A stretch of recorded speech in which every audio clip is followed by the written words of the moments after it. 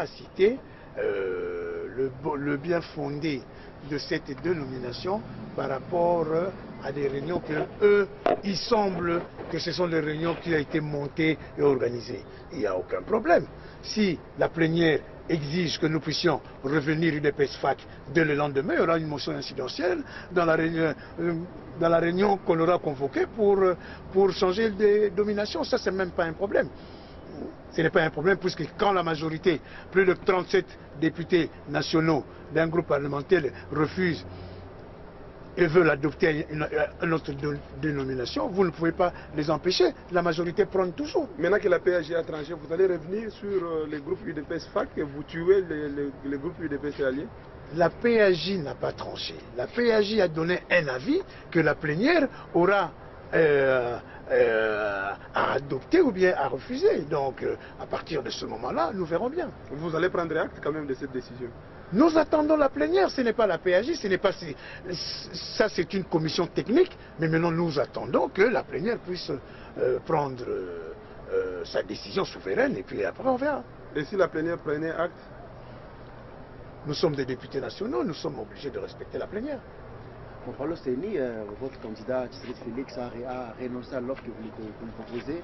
Il dit qu'il n'est pas candidat par retour à la CENI. Qu'est-ce que le mal que vous avez proposé à la CENI à la place de Tshisekedi? Le problème tout d'abord, vous devez savoir que l'UDPS a toujours mis en cause de la CEI à la CENI.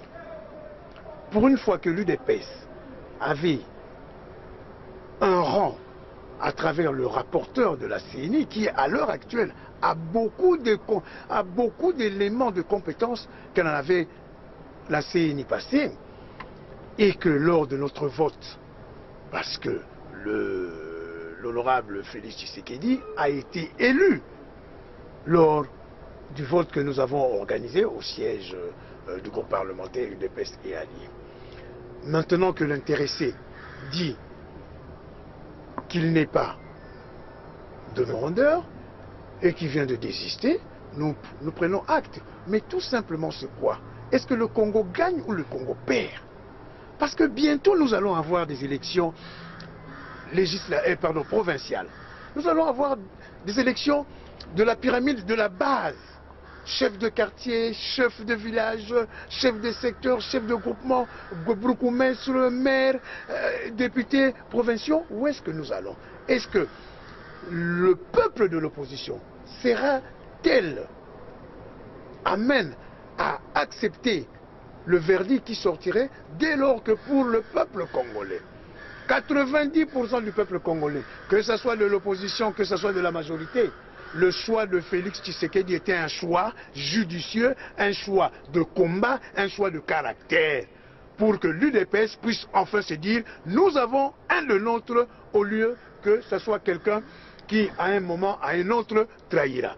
C'est pour cela, lors de notre vote, nous avons envoyé 3 noms, hein, les trois personnalités qui ont été élues, Félix Tshisekedi, suivi de Fabien Moutonde, le député de Lubumbashi, et de Rémi Massamba, le député du Mont-Amba.